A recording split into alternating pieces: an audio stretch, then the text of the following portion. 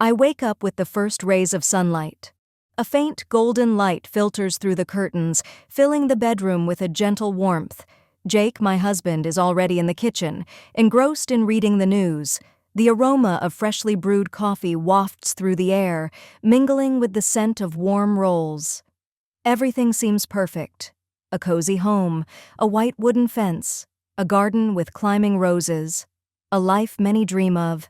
Jake is caring, predictable, like a book where you always know how the next chapter will end. I'm an architect and I love my work, but sometimes a feeling of inner loneliness catches me off guard, like a shadow on a sunny day. Outside the window, the rain whispers, "It's Seattle, always unpredictable." I glance at my husband. He's focused on his tablet, his expression neutral, calm. In moments like these, it feels as if we are two actors in a flawlessly directed play, carefully following our scripted roles. But somewhere deep inside me, a question arises. What's the point of all this if the heart remains silent? A fleeting glance at our shared portrait framed on the shelf behind him. Jake is holding me and we're laughing. It's a photo from Italy, from a time when I still felt part of something greater. Back then, life seemed filled with passion and warmth, but today, all that remains is a memory. I prepare breakfast, half listening as Jake talks about recent changes in local politics. His voice is even, pleasant, but I catch myself barely paying attention. Instead, I focus on the sunlight glinting on the countertop, trying to pinpoint where exactly I lost myself. Was it in the pursuit of an ideal life that I forgot what I truly wanted? Or perhaps it happened long ago, before Jake, before the house, before the morning coffee? When I place a cup in front of my husband, he thanks me with a light smile, habitual and slightly formal. "Is something wrong?" he asks, noticing my silence. I startle, as if caught off guard. "No, just lost in thought," I reply, smiling faintly. Jake nods, his gaze returning to the screen, and I feel that quiet, tormenting fire of doubt flickering inside me once again. Evening arrived as subtly as the fatigue that follows a long day. Twilight gathered outside, and the house was quiet, broken only by the soft creak of the floorboards beneath my steps. I was sorting through a stack of books I had just brought home from the library. I love the smell of pages. It always calms me. Suddenly the doorbell rang. The unexpected sound startled me. We rarely had visitors, and Jake hadn't mentioned anyone coming over. Hesitating slightly, I walked to the door. Standing on the threshold was Miles. His presence was so out of place against the backdrop of our tidy home that I was momentarily thrown off. Worn jeans, a dusty travel backpack, a leather jacket with a slightly cracked surface. The smile on his face was so confident, as if he had always known it would be me who opened the door. "Hey, Ava," he said, his voice carrying a slight rasp, as though he had just returned from a long journey. I stood in silence, unsure of what to say. Miles, Jake's younger brother, the one who was always on the move. The last time I'd seen him was 3 years ago during a sudden Christmas visit. His arrival then had been as abrupt as it was now. Miles was the kind of person constantly searching for himself, but never staying in one place long enough to build anything. Jake, standing by the staircase, froze as well. "Miles," Jake said evenly, giving a slight nod. "What are you doing here?" "Decided to drop by," Miles replied simply, as if it were the most natural thing in the world. His voice was calm, but there was a subtle undertone of challenge. Jake slowly approached the door, his movements deliberate, precise. His face bore an expression of restraint, bordering on coldness. "Come in," he said after a pause, stepping aside to let his brother in. Miles crossed the threshold, and I noticed the way his gaze roamed the house, as if evaluating what had changed over the years. His eyes lingered on the photo from our trip to Italy, then on the bookshelf holding my architectural projects. "You always keep everything so neat," he said, his eyes flicking to Jake. His tone was soft, but the words carried an undercurrent of something deeper. Jake didn't respond. He simply shrugged lightly, a gesture that made it clear he didn't intend to delve into the comment. I watched them, sensing there was something between them I didn't understand, something I wasn't privy to. Miles felt both familiar and alien. When I brought tea into the living room, they were seated across from each other like boxers in a ring, readying for the first punch. Words came sparingly, each of them seeming to carefully measure what to say. I tried to ease the awkwardness, but the silence kept creeping back, heavy and dense. Miles suddenly turned to me. "Ava, do you remember how I told you I wanted to put together an exhibit?" His voice was unexpectedly lively. "I think I'm finally ready to finish it." I nodded, unsure of how to respond. There was something in his words that felt like a promise, not to me but to himself. Jake remained silent, but I noticed his fingers tighten around his teacup just a fraction more than necessary. In that moment I realized Miles's return wasn't just a visit, it was something more, and the consequences of his arrival were yet to unfold. Jake, as usual, sat at the table, engrossed in his tablet while I poured coffee. Miles entered the kitchen a little later, his steps light, almost soundless. He took a seat across from Jake and began slicing bread as if the house were his own. "Nice place," Miles remarked, glancing around the kitchen. "So, organized. Just the way you like it, Jake." Jake looked up from his screen, his face neutral, though a flicker of irritation crossed his eyes. "You know I appreciate order," he replied, returning to his reading. Miles smirked, but didn't push further. For a while, an awkward silence hung over the table. I tried to break it by mentioning the new library downtown, but neither of them seemed to hear me. Then Miles, as if offhandedly, tossed out a comment. "You know, Jake, you always plan everything, even conversations. I wonder, do you ever do something just because, without a reason?" Jake froze. His tense gaze met Miles's eyes. This wasn't just a casual exchange. It was the beginning of something deeper, a simmering conflict that had been brewing between them for years. "It's called being responsible, Miles," Jake responded, his voice cold and almost detached. "Something you probably never understood." I felt the air in the room grow heavy. Every word was like a small dagger they hurled at each other. "Oh, I understand," Miles replied with a wry smile, lifting his cup. "It's just not always worth losing yourself." Those words cut deeper than Jake wanted to show. His hands paused momentarily, but he quickly returned to his meal as if nothing had happened. Yet I noticed the tension in his jaw, the way he held back a retort. His restraint was almost painful to witness. I tried to intervene, to shift the focus. "Miles, you mentioned working on a new project. What's the idea?" He turned to me, his face softening instantly. "It's a series of photographs," he explained. "I'm exploring how people lose themselves by living up to others' expectations. I like finding hidden stories in faces, reflections of their true selves." Jake quietly pushed back his chair and stood. "Excuse me, I have a meeting today," he said, not looking at either of us. "Have a good day." His footsteps were sharp and deliberate, like hammer blows as he left the room. Miles watched him go, his expression a curious mix of sadness and triumph. He glanced at me as though he wanted to say something important, but settled instead for a smile. "He's not mad at me, is he?" Miles asked, with feigned innocence. I shook my head, unsure how to respond. Deep down, I felt this conversation was just the beginning of something far more complicated and painful. Jake immersed himself in work, avoiding direct confrontations, while Miles seemed to relish his disruptive influence, slowly but surely turning everything upside down. Their contrasts, like black and white, charged the air in the house with a palpable electricity. One evening, as I was tidying up the garden, Miles approached me, camera in hand. His face lit up with a faint smile, and his eyes sparkled with excitement. "Ava, would you mind helping me?" he asked, leaning casually against the veranda railing. I raised an eyebrow, waiting for an explanation. "I need to test a new technique.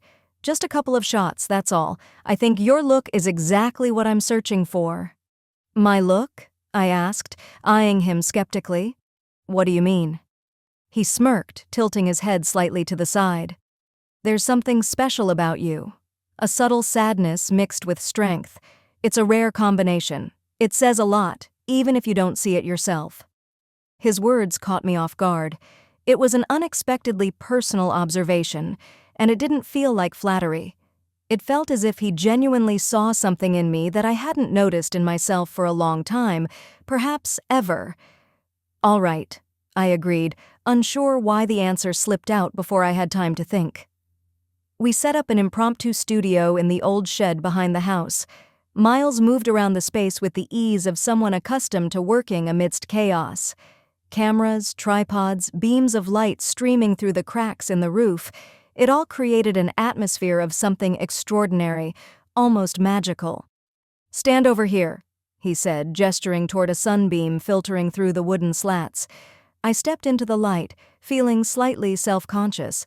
He snapped a few test shots before suddenly lowering the camera. "Ava, do you ever ask yourself what you're living for?" The question froze me in place. My fingers, trembling slightly, gripped the fabric of my dress. I avoided his gaze, staring at the dusty floor instead. "Why are you asking?" I finally managed, feeling my heartbeat quicken. "Because I can see that you're living to meet someone else's expectations," he said, studying my face intently. "It's in your movements, in your eyes. I just want to know, when was the last time you did something just for yourself?" Miles's words sliced through the delicate shell I had built around my thoughts for years. They were simple, but their weight was enormous. "I do everything for myself," I replied too quickly, as if trying to shield myself. "My work, my home, my family." He leaned forward slightly, his voice quieter but no less piercing. "Are you sure?" I didn't know how to respond.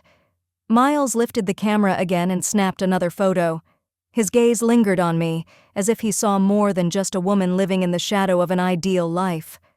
When we finished, I returned to the house, his words still echoing in my mind. Perhaps Miles had asked the questions I had been too afraid to ask myself, and maybe his arrival wasn't just a coincidence but something much more significant. A few days later, Miles invited me to an exhibit at a small art gallery in the city center. I didn't agree right away. After all, Jake avoided any mention of his brother, and I didn't want to add fuel to the fire. But curiosity got the better of me. The gallery was small but inviting, with brick walls and old wooden floors that creaked underfoot. Miles's photographs hung on pristine white walls, each telling its own story. Black and white shots, steeped in life, pain, and unspoken mysteries. The gazes of the people in the images conveyed more than words ever could. After a few minutes of wandering, I noticed one photograph drawing particular attention from the visitors. It depicted a man seated at an old desk, his face faintly lit by a lamp.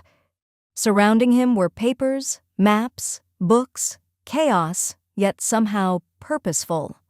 The man's features were sharp and strong, and I recognized him instantly. It was Jake and Miles's father. "That's one of the things I couldn't make sense of for a long time." Miles's voice came from behind me. I turned to find him standing there, holding a cup of coffee. His expression was serious, even slightly weary.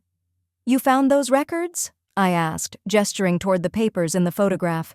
He nodded, lowering his gaze. "After he passed, I stumbled upon a box in the basement of the old house. There were notes, letters, blueprints. They explained a lot, but at the same time they left even more unanswered." We sat down at a small table in the corner of the gallery, away from the bustle. Miles set his cup on the table and let out a heavy sigh. He wasn't just the businessman we thought we knew. Behind that facade was a man living an entirely different life. I found mentions of trips, secret meetings, people he worked with. He had his demons, Ava, and at some point he just chose to stop speaking about them. I listened, holding my breath.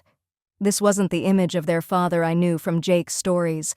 For Jake, their father was always a strict but fair man who demanded discipline and success. "Why are you telling me this?" I asked, feeling a tightness in my chest. Miles looked at me, his eyes shining with intensity. "Because Jake deserves to know the truth. And so do you. You're both living as shadows of the expectations he created. But those expectations were built on lies, on who he wanted to appear as, not who he really was." I tried to process his words. At that moment, I realized Miles wasn't disrupting our lives just for the sake of conflict. He was searching for answers. But how would this affect Jake and us? "What are you going to do?" I asked. Miles lifted his head, his face lighting up with a faint, almost imperceptible smile.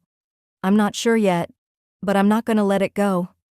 His voice was softer than usual, as though he hoped nature might soothe the discord Miles had stirred between us.